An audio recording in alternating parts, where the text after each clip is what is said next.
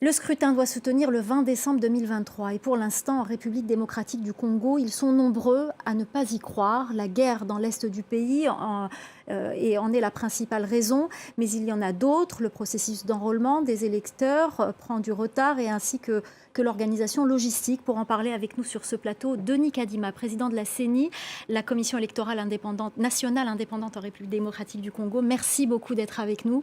Plaisir pour moi. Alors, on va rentrer tout de suite dans le vif du sujet. Oui. Sur une échelle de 1 à 10, quelles sont les chances que ce scrutin se tienne le 20 décembre prochain? Nos chances sont intactes. Je peux dire on est 10 sur 10. Au moins 7 sur 10. Au moins. Tout est mis en place pour que nous puissions tenir les élections à temps. Et si vous regardez notre calendrier, vous verrez que nous sommes en train de suivre pas à pas les étapes du calendrier et ça se passe bien. Alors, il y a pourtant le processus d'enrôlement qui a pris du retard dans la zone 1 notamment. Il a été prolongé. Est-ce que ça ne risque pas d'avoir une incidence sur le scrutin? Non, tout cela a été bien pensé. Nous avons un calendrier, mais n'oubliez pas que c'est un document de gestion. Donc, il y a une certaine flexibilité. Et pour le moment, les prolongations que nous avons faites ne vont pas affecter le calendrier d'une façon générale. Alors, on parle de cette zone 1 où le processus d'enrôlement a été prolongé, mais qu'en est-il du Nord Kivu? On sait qu'il y a une guerre qui fait rage, notamment entre les rebelles du M23 et l'armée congolaise. Comment comptez-vous organiser l'enrôlement des électeurs dans ce contexte? On l'a vu hier dans notre reportage de notre envoyé spécial à Goma, même les produits alimentaires ont du mal à être acheminés. Comment allez-vous faire déplacer des électeurs? Comment organiser un tel scrutin? Parce que je rappelle que ce ne sont pas que des élections présidentielles, il y a aussi des communales, des sénatoriales, etc. Donc comment organiser ce scrutin dans un tel contexte dans le Nord Kivu? Oui, ça il faut l'avouer, c'est l'un des plus grands défis à relever pour le pays. Parce qu'effectivement, dans un contexte de guerre, on ne peut pas enrôler les gens. Il y a la sécurité des personnes et des biens qui se posent. Mais nous sommes en train d'enrôler là où nous pouvons travailler. Là où, par exemple, à Rutshuru, Masisi et Nirangongo, dans certains des districts de cette partie de la province du Nord Kivu, on n'y est pas. Mais on avance là, on peut avancer. Donc nous comptons sur nos forces armées, nous comptons sur les efforts de médiation qui sont en cours et nous espérons que le moment venu, on pourra faire l'essentiel. Alors le président Tshisekedi lui-même l'a dit lors de la conférence de presse avec le chef de l'État français Emmanuel Macron qu'il n'était pas exclu justement que ce glissement ait lieu en raison justement de cette guerre. C'est tout à fait prévisible que quand vous avez une situation d'insécurité, qu'il y ait des problèmes d'abord d'enrôler les gens et plus tard même d'avoir le vote. Donc c'est tout à fait normal que cela soit posé comme un des défis que nous avons. Et nous, à notre niveau, nous avançons là où nous pouvons avancer. Et c'est question maintenant de trouver une formule appropriée à cette partie du territoire. Alors justement, est-ce qu'il est possible d'envisager des élections dans tout le pays, sauf dans le Nord Kivu? Ça ne serait pas une bonne chose parce que ça va poser des problèmes de légitimité. Nous ne voulons pas avancer sans nos frères et nos sœurs de ces provinces qui sont affectées. Ça ne serait pas une bonne chose. C'est pour ça que je me dis, bon... Mais est-ce que vous l'envisagez quand même? Personnellement, je ne vais pas l'envisager. Moi, je pense plus à une autre formule, celle qui consisterait à réserver des sièges pour ces entités-là et enrôler au moment où ça sera possible. Mais ça, c'est une idée qu'il faudra discuter au niveau de la plénière et puis finalement même discuter avec l'Assemblée nationale. Comment réserver des sièges? Est-ce que vous pouvez expliquer? C'est-à-dire, on peut par exemple... se dire que durant les 3 derniers cycles, voilà ce que ces entités ont eu comme siège, on fait une moyenne et on les réserve pour eux.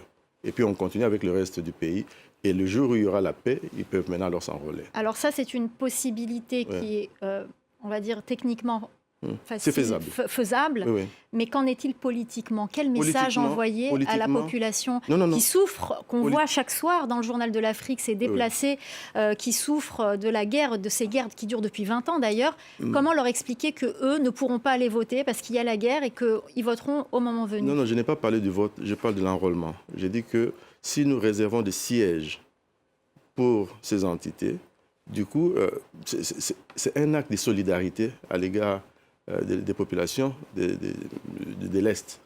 Mais évidemment, on compte sur des négociations réussies, de telle façon que le moment venu puisse voter s'enrôler. Mais une chose est vraie, quand on glisse dans le domaine de la sécurité et tout ça, la CENI ne décide pas seule. Il faudra qu'à un certain moment, nous rencontrions les autorités militaires, politiques, la classe politique, si on peut l'appeler ainsi, ait trouvé un compromis. Alors, il y a eu beaucoup de couacs dans le processus d'enrôlement. Beaucoup d'observateurs, notamment des mouvements citoyens, parlent de possibilités de fraude massive. Comment organiser un scrutin dans la sérénité, dans ce contexte, quand on voit, par exemple, que du matériel électoral est volé, c'était le cas à Béni, 2 centres ont été attaqués et du matériel a été dérobé. Comment organiser un scrutin dans la sérénité? Comment organiser un scrutin crédible dans ces conditions? Bon, je ne vais pas minimiser ces actes-là, mais vous comprenez, si à Béni, des hommes armés viennent et prennent un kit, c'est un problème. Nous allons trouver un kit de remplacement pour continuer avec le processus. Mais là, c'est quelque chose qui arrive. Mais il y a possibilité de fraude, du coup. Non, non, il n'y a pas possibilité de fraude parce que quand ils prennent le kit comme ils l'ont fait là, ils ne peuvent pas l'utiliser. Ils peuvent travailler sur ça, mais ils ne pourront jamais nous envoyer les données. C'est beaucoup plus complexe que ça. C'est-à-dire, si quelqu'un nous vole le kit, il va l'avoir avec lui, mais il ne pourra pas l'utiliser. Alors, vous avez déclaré que vous manquiez de financement et que le gouvernement n'a pas tenu ses engagements. On va parler très concrètement. Quel est d'abord le budget de la CENI pour organiser ce scrutin? Combien avez-vous perçu? Je parle de la CENI, évidemment, de l'instance. Et qu'est-ce qui manque encore? Combien manque-t-il encore? Bon, le budget, il y a le budget de 2022 et le budget de 2023. En 2022, c'était 640 millions de dollars. Et nous avons reçu à peu près 480 millions. Donc, il reste encore un solde. Quant au budget de cette année, il est de 474 millions. Bon, il y a effectivement du retard, mais nous avons entre-temps eu des échanges avec le gouvernement, plus précisément avec le ministre des Finances. Il est en train de s'activer. Et nous espérons que très bientôt, nous aurons quelque chose et nous pourrons continuer. Alors, beaucoup jugent, dernière question, beaucoup jugent le processus peu crédible et n'iront pas voter, ils le disent. Est-ce que c'est un échec? Et d'ailleurs, que faut-il faire? Est-ce qu'il faut maintenir une élection dans ce contexte ou est-ce qu'il faut la repousser? Ça a été déjà fait dans le passé. Et ça a été beaucoup critiqué. Quelle est la solution? Je ne crois pas à cette assertion que beaucoup jugent le processus non crédible. Ce n'est pas vrai. Vous avez en ce moment 34 millions de Congolais qui ont leur carte d'électeur sur les 49 millions attendus. Donc on est vraiment à l'aise par rapport à ça. Et tel que les choses vont, nous sommes en train de faire des prouesses en ce moment. Et les gens vont participer parce que la liste électorale que nous allons sortir sera fiable. Ça sera basé sur le nombre réel de Congolais qui se sont enrôlés. Participer, ne pas participer, ça c'est volontaire, comme dans tous les pays. C'est volontaire. Si les candidats ne convainquent pas, il y a des gens qui ne vont pas voter. Mais sinon, de notre côté, en tant que CENI, nous faisons tout ce qui est en notre pouvoir. Mais si les électeurs ne sont pas convaincus par la fiabilité de ce scrutin? Mais pourquoi ils ne seraient pas convaincus par la fiabilité? Parce qu'il y a des centres qui sont braqués, parce que l'enrôlement est compliqué, parce qu'il y a une guerre dans l'Est du pays? Non, là je suis d'accord avec vous. Si vous parlez de l'insécurité, là je comprends que ça serait vraiment un problème, parce que là ils ne pourront pas mettre leur vie en danger. Mais maintenant je parle de tout le pays. Le fait que les gens se mobilisent, le fait qu'à moins de 3 mois, nous ayons déjà 34 millions de gens enrôlés, ça signifie qu'il y a engouement, ça signifie qu'il y a intérêt. Parce que souvent, les gens oublient ça. Les gens vont vous parler d'un kit volé, des 2 kits détruits, mais ils ne vous parleront pas des 30 000 kits qui sont bien gérés, contrôlés, et les gens sont en train d'avoir leur carte d'électeur.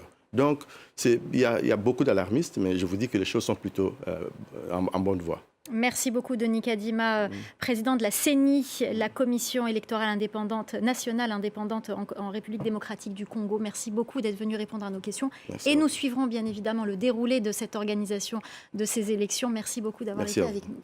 Le ministre de Recherche scientifique et Innovation technologique, Maître José Mpanda Kabango, a inspecté certains chantiers en réalisation à Kinshasa. Le premier chantier à visiter, c'est l'immeuble du Centre de recherche en géophysique, CRG en sigle, sur le site de l'Université de Kinshasa. Sur place, le ministre de Recherche scientifique et Innovation technologique a constaté que les travaux du premier niveau de l'immeuble sont à l'étape de finissage. Cependant, il n'a pas apprécié la qualité du travail et a recommandé la constitution d'une commission ad hoc pour l'évaluation du devis et des dépenses effectuées.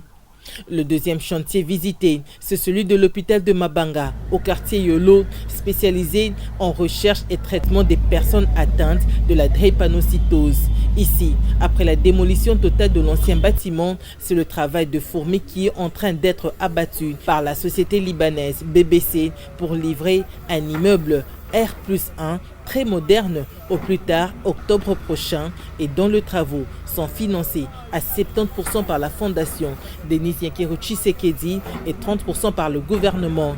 Le ministre Mpanda n'a pas caché sa satisfaction. Je vois qu'il y a la volonté positive de bien faire.